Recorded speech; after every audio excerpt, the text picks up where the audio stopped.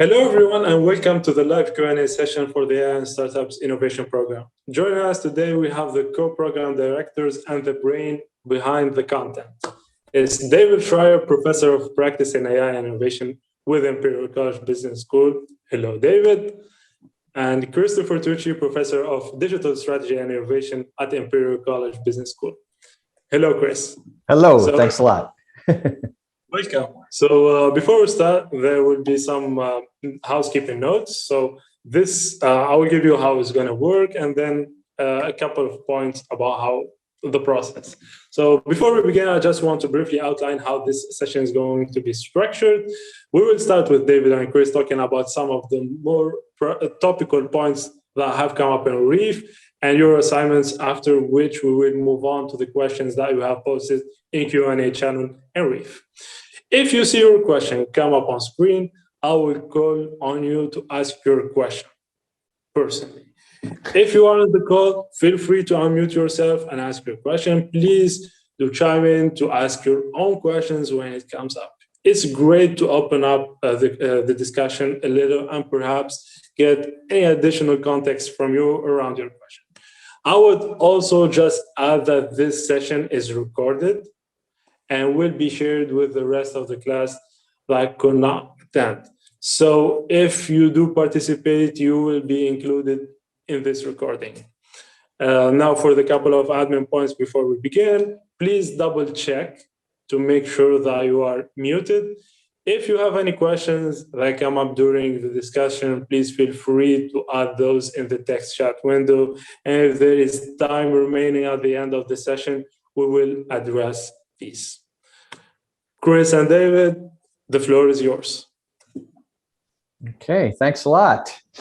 I think we were going to, the votes were in to talk a little bit, to start a little bit about financing for AI ventures. And so maybe we could just kick it off with that. I don't know, Dave, do you have any thoughts about it? I know you're going to talk about it soon in the actual course, but maybe there's some extra stuff we can discuss today. I mean, if you're just getting started with your business, you know, angel investors are certainly an active source of capital for seed stage and pre-seed startups. You know, you probably want to find an angel who can bring more than just money, who actually has some relevant expertise for either AI or the specific area within AI that you're interested in. In the UK, there's a very active set of government programs housed within UKRI. And so I highly recommend you check that out, because that's free money. That's not even investor capital, that's grant money. That does not dilute your cap table. So definitely look into that. The US has other analogous programs that are a bit more intricate, but certainly available, like the SBIR, or Small Business Investment and Research Program.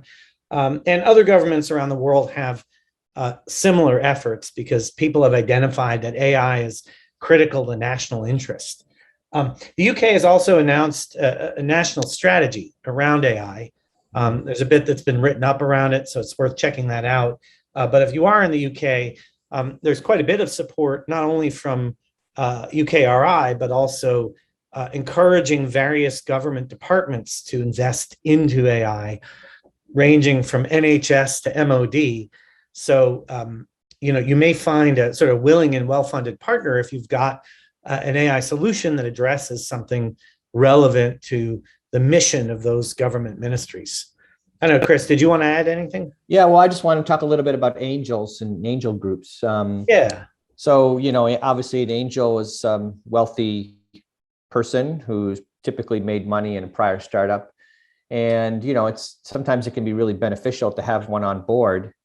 And the only thing is to think about here is it's great that they give you the money, but in many cases, they should typically bring some kind of industry sector expertise. So, you know, if you have somebody who's coming in with an AI, with AI expertise because they had launched an AI startup and sold it off, and they were doing it in, you know, fintech or something like that, and then yours is in, you know, healthcare, it's good, but it may not be the right, they may not be able to give you the best possible advice. So I tend to think of it as more sector specific knowledge of, if possible. And I know that, many angel investors get together in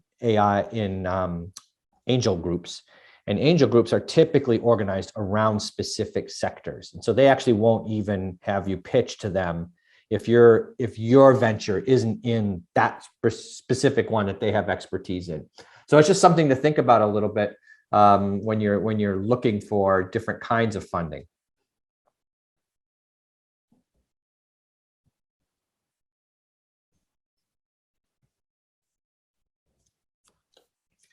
And I guess, people always think of venture capital when they say, oh, I got to raise money for my company, I'm going to go to venture capitalists.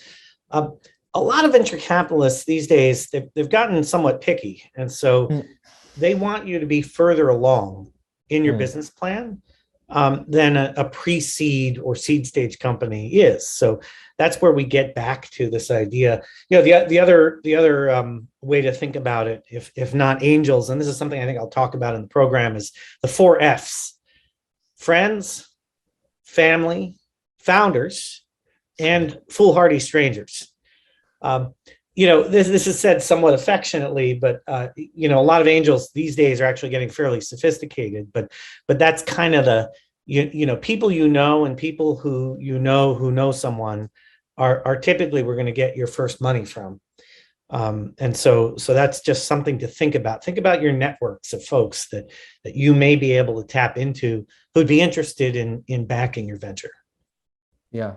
And I think the same thing applies for the venture capital as it does. I mean, there's a stage element of it here, which is that, VCs typically come in a little bit later, when you want to scale up or you need to massive marketing campaign or some kind of capital intensive activity. But they also have their own portfolios, and their portfolios tend to be, sector specific, not always. But it's just something to think about. So when you're shopping around, you may not find that, you may have to wait a little bit and find a good match for your particular venture that's in a good sector that's related to what you're interested in. And we'll talk more about how to pick out a venture capitalist and how to tell if you're a good match, certainly by module 6. Yeah. But in the meantime, if there are other questions that occur to you as we're going through today's discussion, feel free to throw them out there. Actually, we could solicit any question about financing if you have any right now. Yeah, while we're on it. And then we can move on and talk a little bit about some of these specific sectors that you requested, such as the green tech and fintech. So if anybody has anything, feel free to pop it in the chat or unmute and jump in.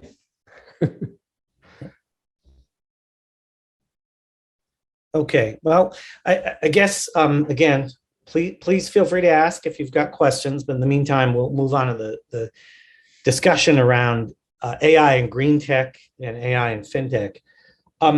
The green tech one is very much a topic of the moment, right? So there was some discussion of this at COP26. I gave a talk about this in the context of some developing nations.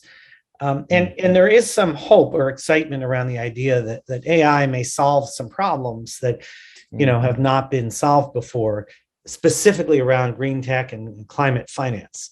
And so, one of the areas which it's being applied in is image analysis. So whether it's to understand the broader context of climate impacts on different regions, or specifically to look at, if there's a natural disaster, was a particular farm wiped out by a hurricane or a flood, there is increasing use of AI image analysis and tying it back to financial events, such as an insurance payout. Right. Yeah, actually, I always love that example of drone images that could be deployed immediately after a disaster. And then you could have a quicker insurance payout. Well, actually, that's almost a combination of fintech and AI and fintech and AI and green tech in some sense. I think there's a lot of other green tech sort of descriptive analytics type things, like there's smart cities and, heat islands, analysis of heat islands, which is some project that I've seen in Singapore. Really interesting. So they basically put sensors on all the buildings or on many of the buildings and try and analyze this heat island effect, which is, it's getting warm and then the buildings absorb all the heat and then it kind of, makes it a lot worse over time. So, things like that, soil conditions, air pollution. So there's, sensor data type stuff. Then you're using AI to analyze it. And then, you can then turn around and act on it if you see something. So it's almost like a descriptive thing where you're raising an alarm if there's some, if it's triggering some event or exceeding some level, water quality, air quality, soil quality, other characteristics of soil, et cetera, that could probably be useful in climate change work. Yeah, so that's one element I think is quite interesting for green tech. There's a pretty interesting report which I can also recommend, which was by Deloitte, and it was published just about a year ago, called Green AI. So if anybody's interested in going into that, they kind of talk about a lot of these descriptive or alarm type things in there. And I think it's got a pretty nice summary of the different ways that people have approached, people are approaching this problem. Trying to think of other major, I think those are some of the sort of major areas where I've seen people talking about AI and green tech. There are, second order or ancillary applications of AI and green tech. Things like doing data analysis on companies, for example, to see if they are in fact environmentally compliant.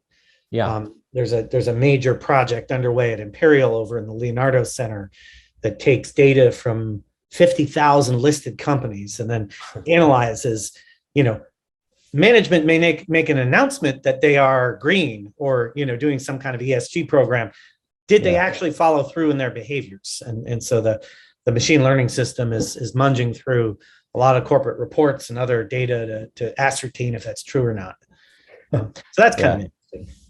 That's very cool. Actually, I know one of my friends, Andrew King, has studied this a lot. And he, I don't know if he's applying machine learning techniques yet. I should ask him, but this is kind of his thing, and trying to analyze how much of this is just pure PR and how much of it is real work. And, over and over again, he's been finding that it's mostly PR, in the past. I mean, hopefully that'll change now. But yeah, analyzing these sort of there's emissions type data sets and there's real-time emissions data and things like this. And this is the kind of perfect application for trying to understand what's going on if companies announce some kind of programs, what they could do about it. So I think that's quite interesting. Another area that I think is well, that's, it's more like the research areas, like doing climate change research or doing climate prediction models and things like this. And those have gotten a lot better, over the last 5 to 10 years because of AI techniques that just weren't very sophisticated before that. So that's why even weather prediction, which is related, wasn't so great in many places, and they've actually gotten a lot more sophisticated in trying to do weather prediction. And now they're looking at it and taking it further into overall climate patterns, which I think is also quite a good area of application. What else?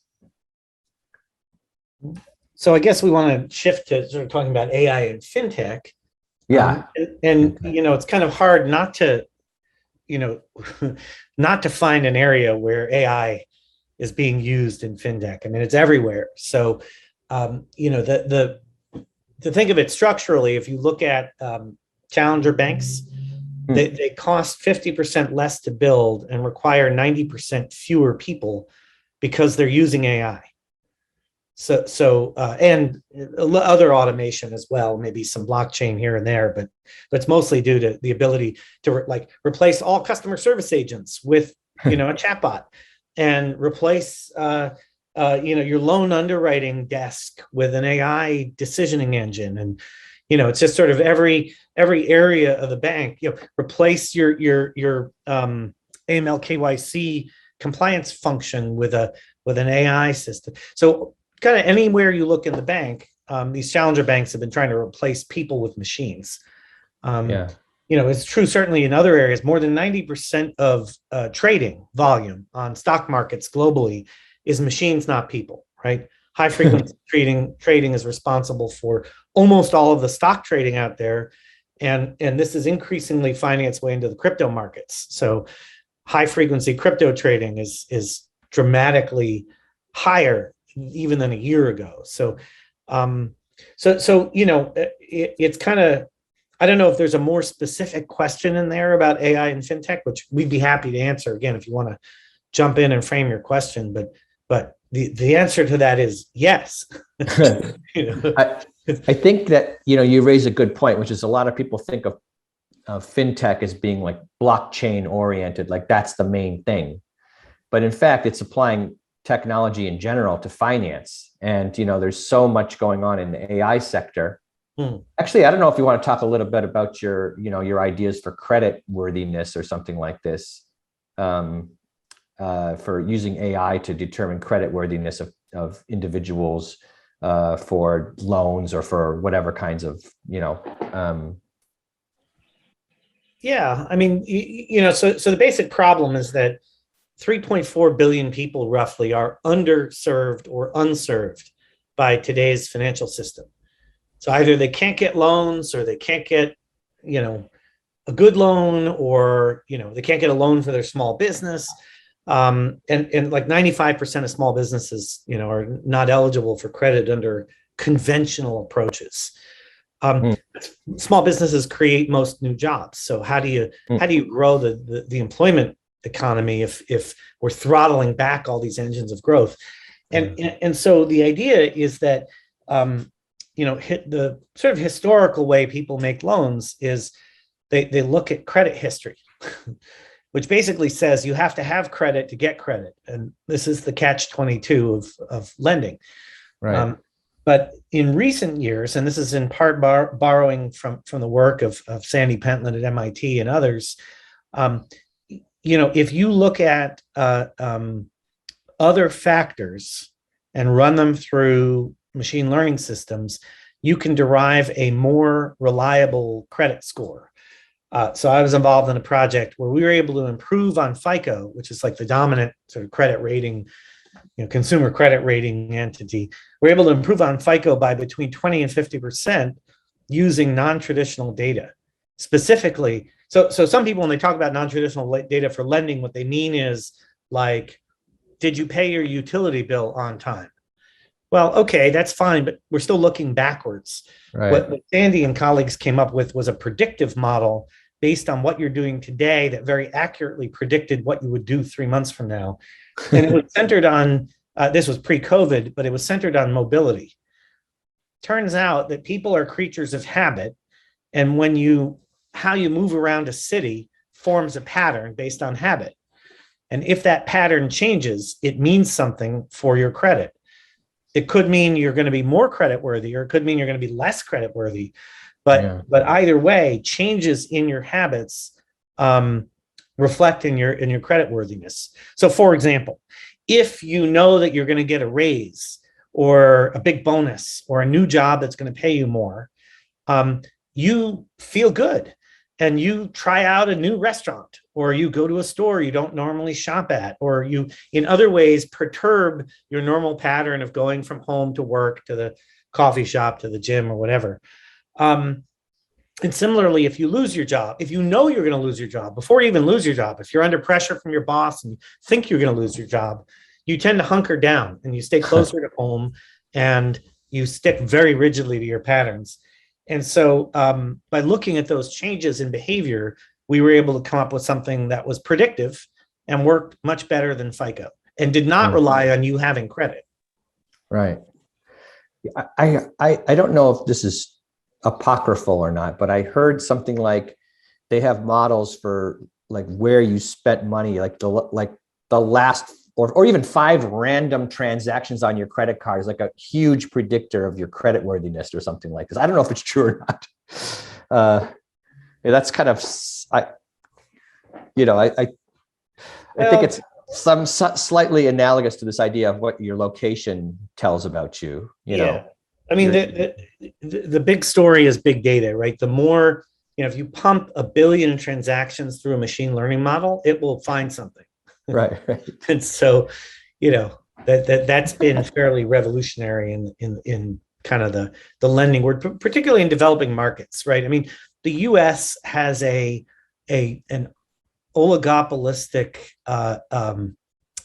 it's a quasi monopoly, right? It's like there's a handful of companies that control credit analysis, and they have such a strong lobby that they've successfully crushed any efforts to sort of come up with alternatives to help U.S. Borrowers. In other countries, this has been less so, and so we've seen the emergence of other models of lending, which are, I think, quite interesting. Yeah. All right. Do we want to go to the prepared questions, unless someone wants to jump in with a question around fintech? No? Oh, maybe me. Yeah. I'm working in the European Investment Bank, and I'm familiar with the setting. So I was curious about how to score credits based on the locations and the rent by that consumer. So how do you collect that kind of data? How do you see with consent?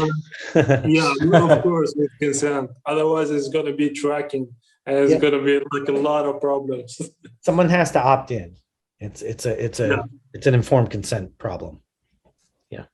So there are different ways to do it. So one way to do it is, if you give me permission and we put an app on your phone, it can see where you're going. Another way that's reasonably good, it does require you to have a payment card of some kind, like a credit card or a debit card. You could just have a debit card, like a bank card. We've done the analysis just using payments data from bank cards, because those have a little location tag on them. When you pay for something with your card, there's a little tag that says where you paid for it. Yeah, I think that's what I was thinking of when I was thinking about these credit card transactions or debit card transactions. Yeah. We verified the model works reasonably well, even just with debit card data. Interesting. Yeah. There's actually one more thing that I wanted to touch on before, at least on this topic, which is this fraud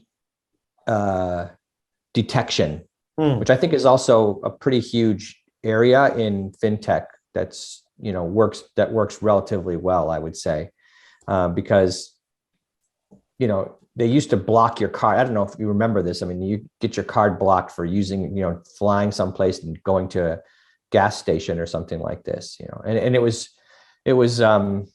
extremely annoying because they would decline you, and then you'd have to call them, or you may have to, if you thought about it in advance, you say, "Oh, I'm going to be traveling next week," and that's because those were kind of human. Those were people like looking for the triggers, just trying to analyze the data as they went, and then they would basically reject your credit card, which is kind of embarrassing and annoying. And I think what they've done now is they've gotten much better at using AI models for fraud detection, and now they'll ping you on your phone and say, "Is this really you?" And then you can just say yes, and then they'll say, "Fine, we'll just approve the transaction." Or if it was declined, just try again. It'll work the next time, which I think is quite, it's a quite nice application. And I think it's pretty important for credit card companies. Now, again, it's not changing the payments system or anything like that, but it's a pretty interesting process innovation that saves a lot of money for the credit card producers. Yeah, and by chance, I have worked on a project like that, and it's put into production in the investment bank I'm working with. But it's not like people, when think about the AI, they think that the AI is taking the final decision by itself, but it's like we help the decision makers make more decision and be more accurate.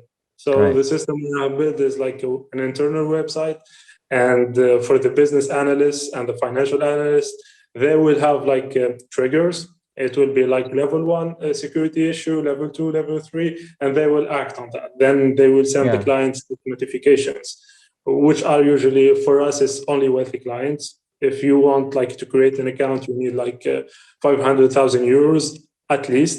So for anomalies, it will be a couple of millions of dollars lost in only one transaction for only one client. So for people like listening and hearing about AI, it's important to say it's like they help the process of decision making, but they do not make the decisions by themselves. But like the point worked by David is super important. When you give big data to machine learning, something will pop up. It's like those hidden patterns that for us humans, we cannot analyze that kind of huge data and give the feedback. But like before going to the Q&A session, I will take advantage of your expertise for the ESG thing. Like we're trying to implement a solution for that. We have mathematical equations for that. But like you have said, more like many companies, it's a PR stunt. They will say we are carbon free like by 2025 or 2030. And like when you analyze the news, so for me, like one of my first solutions, I'm going to use NLP like to analyze the sentiment of that company. So I will scrape all the news about that company on a daily basis, and it comes out positive. For me, like I noticed, it's like for them, it's a PR stand. But like if we shy away from NLP and like we try to use numerical quantifiable data, how can we do that? What are the most predominant features to have an accurate ESG scores for the companies? I know for the big one, like let's say Nike, for I don't know, Adidas, there are a lot of data, but like for small and medium-sized companies is very challenging. How do you think we can like solve that? So is that a question about the small, medium enterprises, about not having enough? And like then what we can do like with big companies? Are they like what they are saying in the news? Is it correct or not? And like how to find the features that we can train our models with to get an actual good score?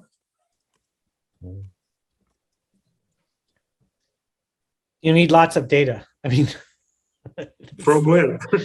Well, that's the problem, isn't it? I mean, that's honestly, this is where a lot of people have run aground, if you would, or where they've gone astray on trying to do AI lending models, is trying to implement them with a poorly trained AI that does not have sufficient data to have a robust model. Because the issue with AI lending is you have to cover edge conditions. The people who are compliant, who pay their loans on time, are not your problem. It's the people who don't pay their loans or who default on a loan that are your problem. And knowing what those circumstances look like requires lots of data, like millions of data points. So, you know, if you can get access to government databases on small businesses, that may help you start. Open data portals. Open data, but the reality is this is how companies build competitive advantage. They figure out how to get a source of data that no one else has to train their AI model. Yeah, people talked about the data effect lately, you know, like the network effect. You know, you have more users and it makes it more valuable to you. And now people are saying there's kind of like this, you know, data effect. You get a little certain kind of scale, and that allows you to do better prediction models. And then that gives you an advantage because it gives you a jump on everybody else, and it's hard to catch up after that, especially for ones that are relatively smaller. But there's also, and I think we talked about this in one of our chats in the class, but I think there's also like pooling data, like for industry associations, or maybe just having a general partnership with other companies to try and pool some data together, you know, so that you could have a better, to have more accurate prediction models and things like this. So it's not impossible, but I agree it's kind of tough for a small company, for a small and medium enterprise to have to jump up and get a very, very robust models going when they don't have a large velocity of data, basically. Yeah. And this, in fact, is part of what the UK national strategy that's been announced is looking to address. So part of the UK national strategy is to establish not specifically on small business lending per se, but the data problem. They're making available a number of open data repositories that the government is providing so that people can train their models. The other dimension on this is some of the bigger AI companies that provide platform AI solutions are also giving you pre-trained models. Yep. Like Microsoft will give you a pre-trained model based on data that they have access to, which at least helps you get a head start. I think those are good. And the only issue with that is that's, table stakes after a while, because then it turns into like everybody has that then, so, well, so what are you doing that's better or different? Right. I mean, eventually, but I think it is a good way to kickstart it. So why don't we get to the questions that have been pre-submitted? Okay. I will call the call.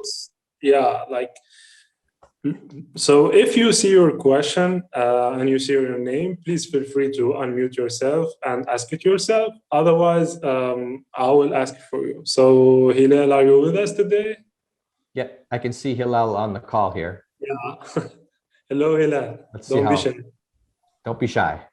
Yeah. Actually, she's the most active learner in the whole group. So yeah. Let's hear it. You have to unmute yourself. Yeah, that happens a lot during these past 2 years. Boy, I'll say. Maybe she stepped away from her keyboard. Yeah, it's okay. I will ask her a question. Okay, go ahead. Hit me with the question.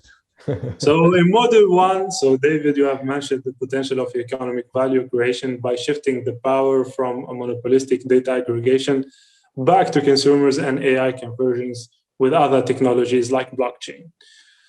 Her question was, I came across a TED talk on NFTs. Are there any other examples of how this is being done today? Which I think it's a super interesting question. I actually had that question in my mind. So it would be really great if David can answer that. Yeah, sure. I mean, this is the entire reason for PSD2 and open banking in the UK and other open banking regulations, right? So in order to train the AIs, we got to free up the data. And so these regulations are freeing up the data and making it so that you can get control of your data. Furthermore, there are companies that are trying to help in that process. And one example would be Akoya, Akoya, which is a spin out from Fidelity. Again, trying to help manage your data across many different places where it lives. For that matter, if you look at a company like Betterment or Credit Karma, or I'm sure there are some others in other countries I'm not familiar with, but there are consumer-oriented aggregators that are helping you extract your data out of other people's systems so that you can manage them better. But the legal foundation, legal framework for this is open banking regulation, which Australia, UK, US all have passed, and other, I think Canada, I'm not sure, and several other domiciles. Next question. So Hilal texted me. She can't really hear us, but she can look at the playback, I guess. Yeah. The success team will try to reach out to you, Hilal. And the second question is for Martina. I will check if Martina's on the call. Martina's definitely here. All right, way to go, Martina. Hello. Okay, let's hear. I'm here. Okay. Tell us your question. Explain it. Okay, my question is related to the corporate environment. So it's a different topic instead of startups, corporate ventures, and so on. and it's related to projects, so more project management involved. So my question is, in a traditional manufacturing corporate environment, how we can bring AI experimental projects and spread open innovation if the executives and senior managers are focused on the traditional project management process? And if you can, could you please provide some practical examples and techniques on how to infuse the test and learn culture? Sure. Sorry for my bad English. No, are you kidding? No, it's great. Very nice job. I think it's an excellent question. And I actually have a paper which I can send or post it here. Maybe if I'll try and post a link to it, that talks a lot about this, because it's actually a really, really big issue for a lot of medium to large size companies, which is it's just hard to get through the system that's currently in place. So when you say it's a traditional project management process, typically that means that you've got, your procurement system, which is, in your sales force. And then you've got, you've got your actual manufacturing area. So the problem is that these people typically hate changing, and tweaking things, and so the question is, what are some ways? So the typical answer that we usually like to talk about is trying to set up some kind of small, small experiments. Now, of course, this won't work if if the senior management is absolutely refusing to do anything, because at some point somebody has to say, let's try some things, and I think I've done some work with Peter Bruce on this and investigated different ways that, that companies whether the top management is involved or not, is like a pretty big predictor of, whether you can pull off any kind of experimental, culture. And typically a lot of people say we can't do it because our company is too conservative. And the answer is, well, can you get anybody in your top management team to try and set up a small corporate new venture group or some kind of small little team that's able to try some other experiments? And then what you need to do is, you may have to change your procurement. You may have to allow them to, to do things that normally don't do. You may or may not want to put the brand name of the company on the experiments at first, and try some things and see if you can scale them later once you get some success there. Salesforce typically hate these things because they want to have their control over their customers, and oftentimes they're actually paid commissions or incentives, bonuses for selling to their traditional customers as opposed to finding new customers. So I think it's a big issue.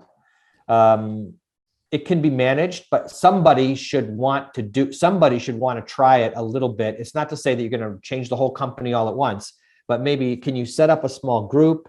Can you try and use some kind of cross-fertilization from different parts of your company? Can you use design thinking techniques? What can this group do to try and develop some new products, services, or business models? And then you got to give them permission, so they don't have to keep coming up to the senior management team and asking for permission all the time. Because as we know, when you have a startup, you basically keep getting no until you get one yes, and then you're off. And in corporate venture, you get yes, you get one no, you have to stop. Yes. So you try and avoid that situation, where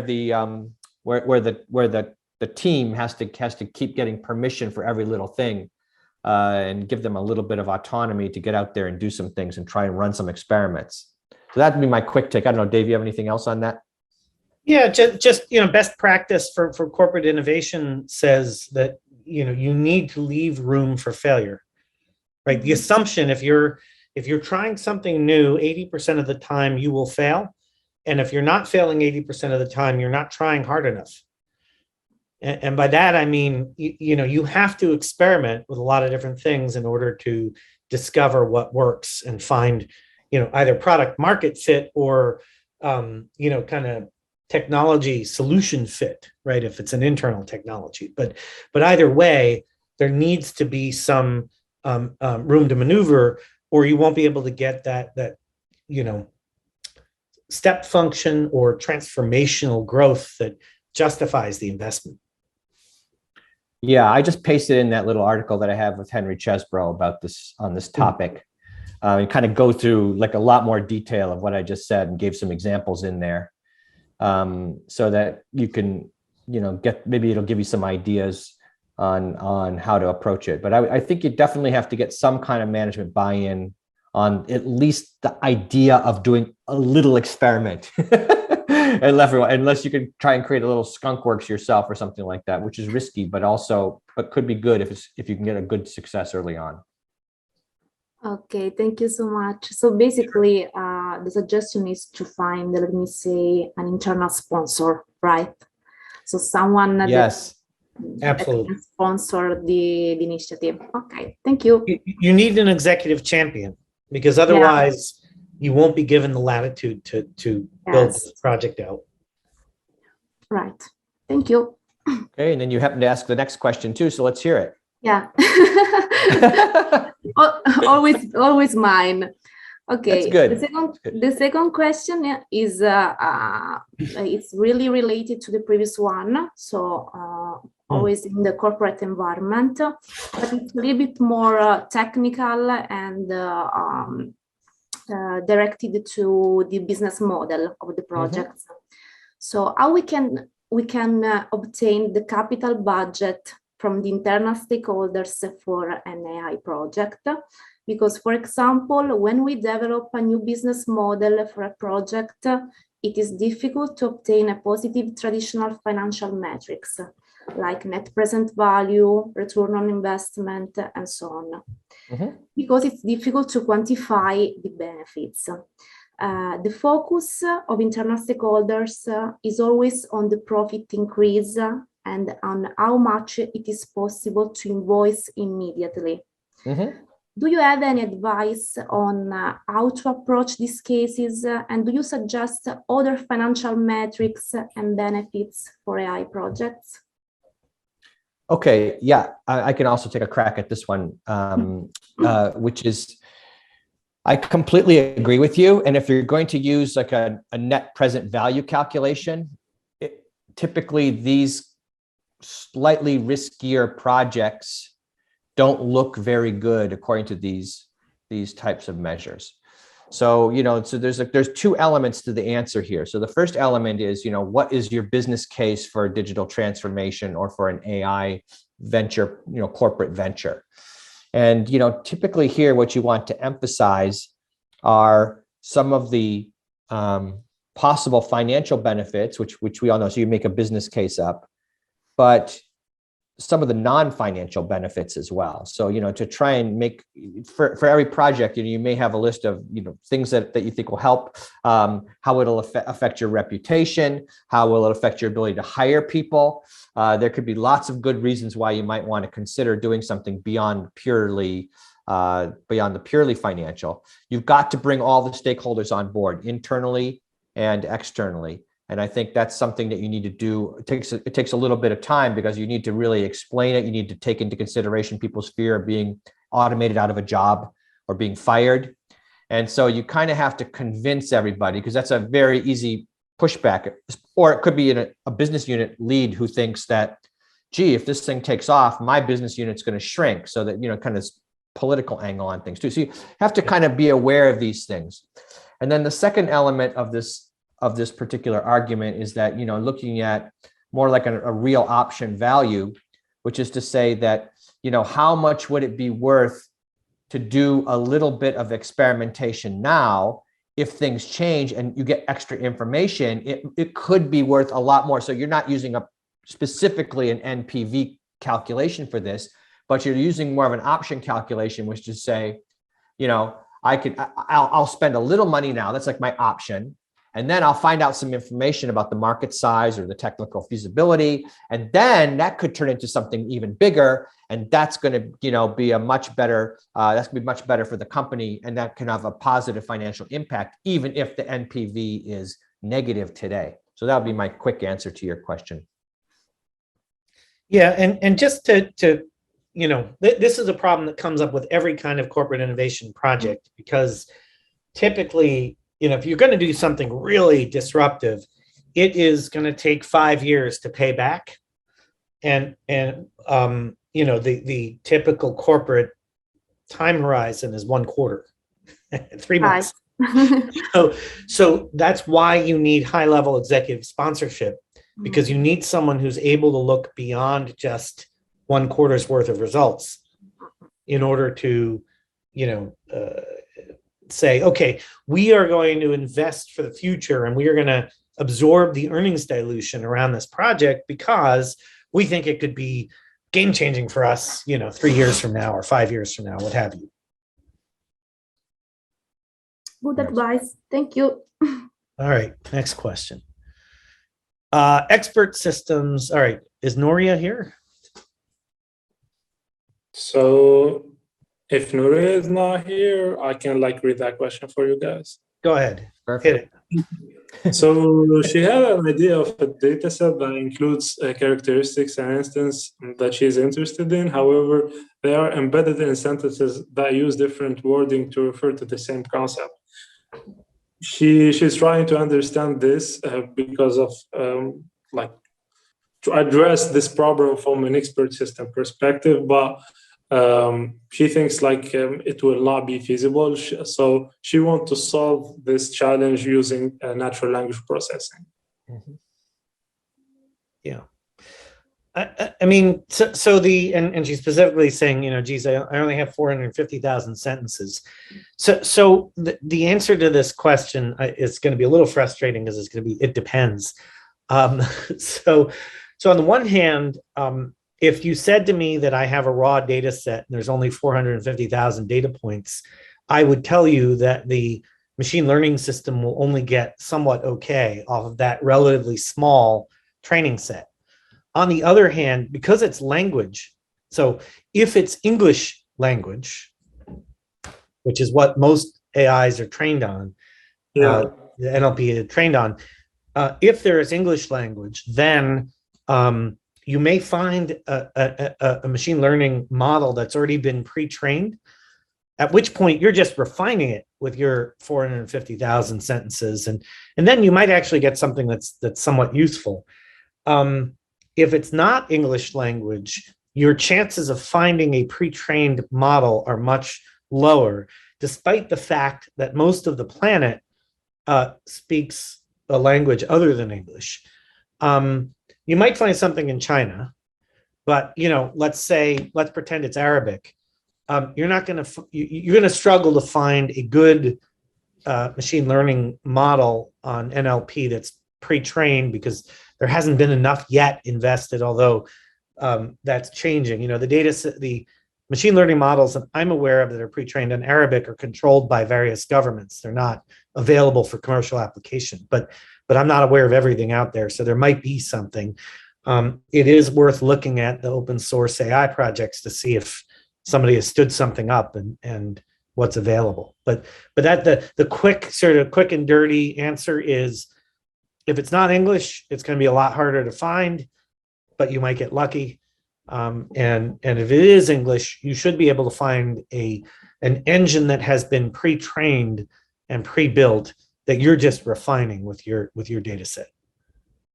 Chris, do you have any further insight? No, the only other thing is you might want to try doing looking up some topic modeling, and just look that up. And I was using it in the last few months to look at different elements of people talking about skills of the future or something like this. And what it does, it at least tries to figure out certain combinations of words that are near each other in one way or another. And then you might be able to take those topics and to make a score up and then use that, so it's a possibility. At least you might want to explore some different angles on that.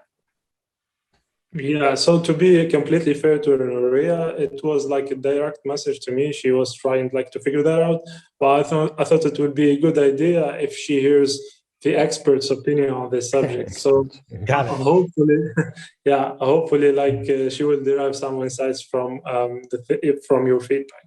Now, for the last question, unfortunately, because we do not have a lot of time.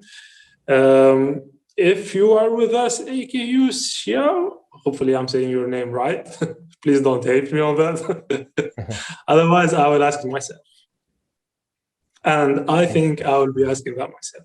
So what's the typical timeline on the x-axis of the S-curve and diffusion theory graph?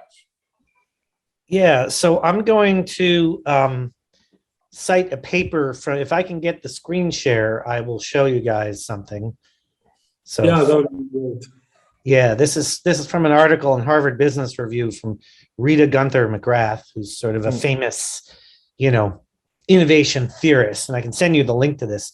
So if you look at, let's say, electricity, which starts near 1900 on the left and then sort of goes up, that one took, 60 years. If you look at internet, which starts in 1990, that took 15 years to get to 60%. It's still not at 100%, but electricity to get to 60%, it took about 30 years.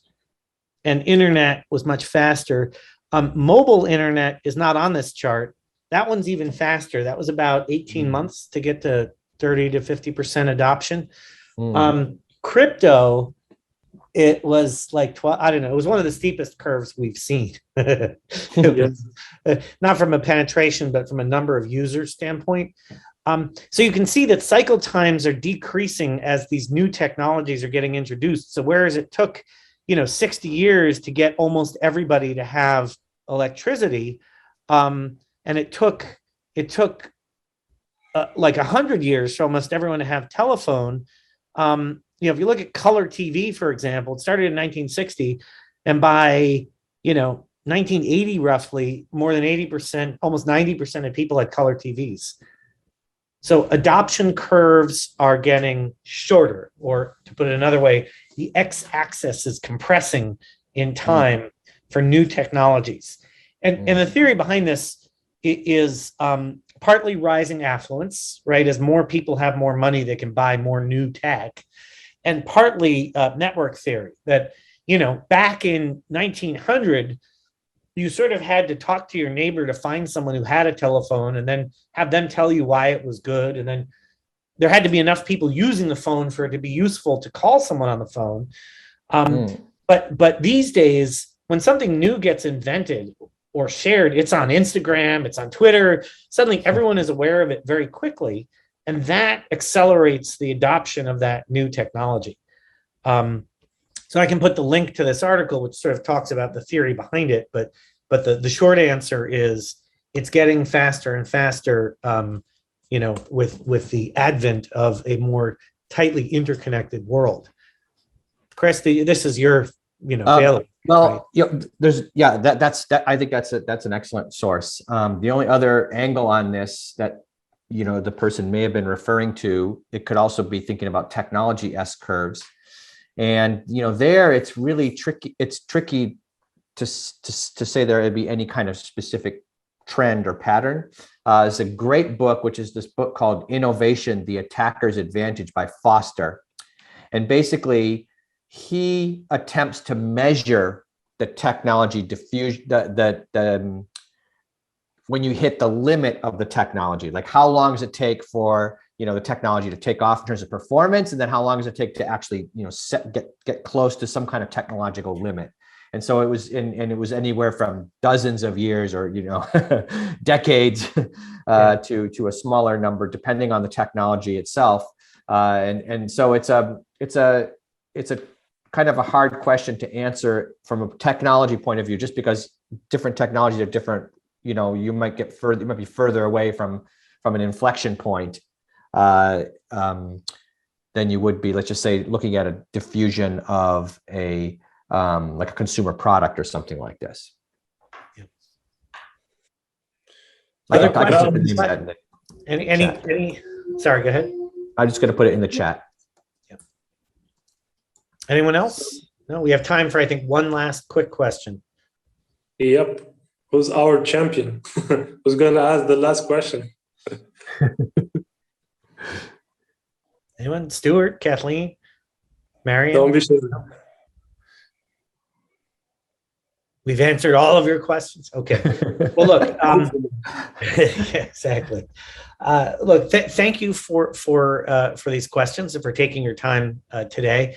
To the extent you have other questions that occur to you, of course, you know where to reach us through the forums, and we're happy to continue to engage with you as you delve into how to put together an AI venture and how to make it successful. Chris, final thoughts? Thanks a lot. That was fun, and look forward to the next one. Yep. So, Chris, David, it was a great pleasure to have you with us today. The informations were enlightening. For our learners, I hope you have learned from the brains behind the program.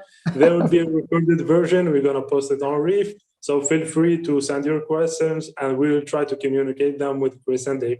Thank you, guys. Have a great rest of the week. Goodbye. Thank you.